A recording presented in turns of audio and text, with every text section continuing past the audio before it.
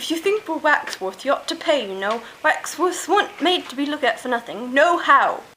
Contrariwise, if you think we're alive, you ought to speak. I'm sure I'm very sorry. Tweedledum and Tweedledee agreed to have a battle, for Tweedledum said Tweedledee had spoiled his nice new rattle. You know what you're thinking, it isn't so. No how. Contrariwise, if it was so, it might be. If it were so, it would be. But as it isn't, that's logic. I was thinking which is the best way out of the wood. It's getting so dark. Would you tell me, please? First boy, know how. Next boy, contrariwise. You've begun wrong. The first thing you do in a visit is say, how do you do, and shake hands.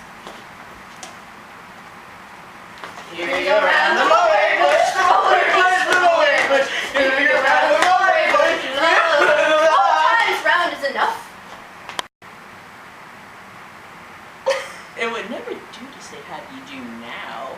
It seems we've got beyond that point somehow. I hope you're not much tired. No how. Thank you very much for asking. So much obliged. You like poetry? Yes, pretty well, some poetry. Would you please tell me which way leads out of the woods? What shall I repeat to her? The walrus and the carpenter is the longest. The sun was shining. If it's very long, would you please tell me which road? The sun was shining on the sea, shining with all his might. He did his very best to make the billows smooth and bright, and this was odd because it was the middle of the night. The moon was shining sulkily because she thought the sun had got no business to be there after the day was done. It's very rude of him, she said, to come and spoil all the fun. The sea was wet as wet could be, the sands were dry as dry. You could not see a cloud because no cloud was in the sky. No birds were flying overhead, there were no birds to fly. The walrus and the carpenter were walking close at hand. They wept like anything to see such quantities of sand. If this were only cleared away, they said, it would be grand. If 7 maids with 7 mops swept it for half a year, do you suppose, the walrus said, that they could get it clear? I doubt it, said the carpenter, and shed a bitter tear. O oysters, come and walk with us, the walrus did beseech. A pleasant walk, a pleasant talk, along the briny beach. We cannot do with more than 4 to give a hand to each. The eldest oyster looked at him, but never a word he said. The eldest oyster winked his eye and shook his heavy head, meaning to say he did not choose to leave the oyster bed. The 4 young oysters hurried up, all eager for the treat. Their coats were brushed, their faces washed, their shoes were clean and neat. And this was odd because, you know, they hadn't any feet. 4 other oysters followed them, and yet another 4, and thick and fast they came at last, and more and more and more, all hopping through the frothy waves and scrambling to the shore.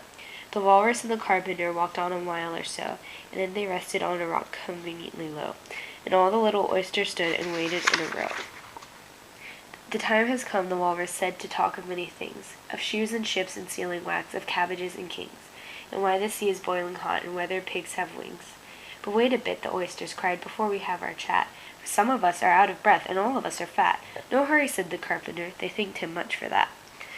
A loaf of bread, the walrus said, is what we chiefly need. Pepper and vinegar besides are very good indeed.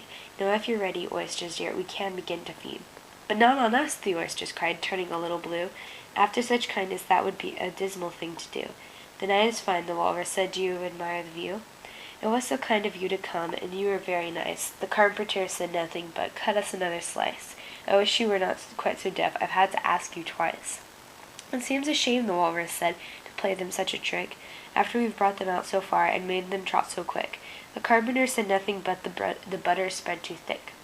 I weep for you, the walrus said. I deeply sympathize. With sobs and tears he sorted out those of the largest size, holding his pocket handkerchief before his streaming eyes.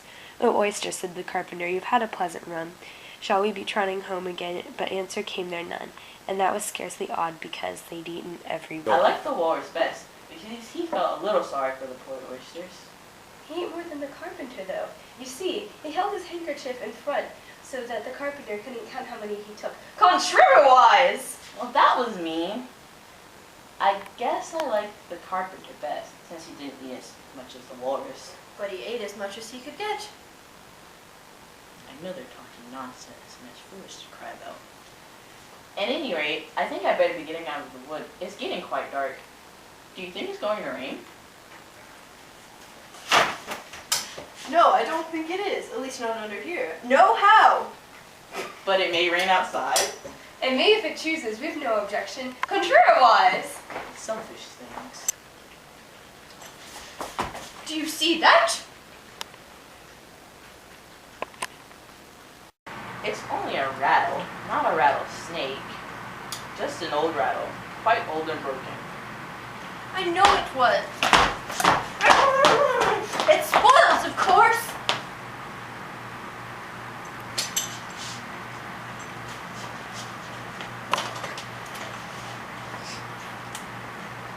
You needn't be so angry about an old rattle. But it isn't old.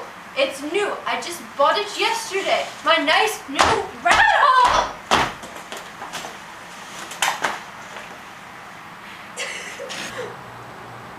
Of course, you agreed to have a battle. I suppose so. Only she must help us dress up, you know.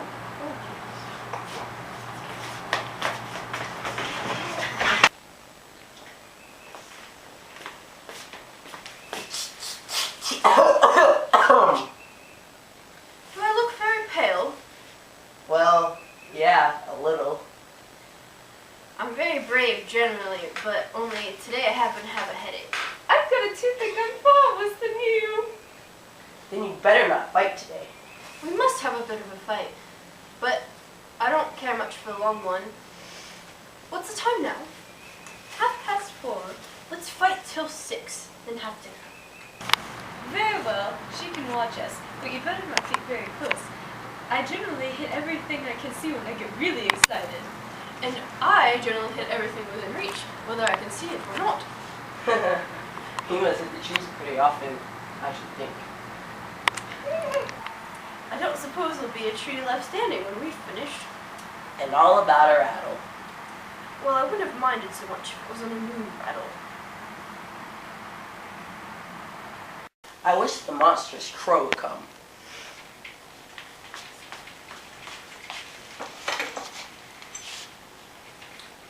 There's only one sword, you know, but you can have the umbrella. It's quite a sharp. Only we must begin soon. It's getting as dark as it can. And darker. What a thick black cloud that is. And how fast it comes. Why, I do believe it's got wings. It's the crow!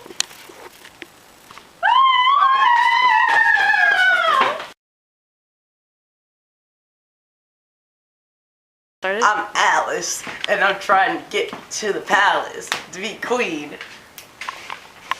I'm Dee. Big and fat. You know you like that. Ooh. I'm dumb. Fee, fi, fo, fum. I'm big and fat too. Ooh.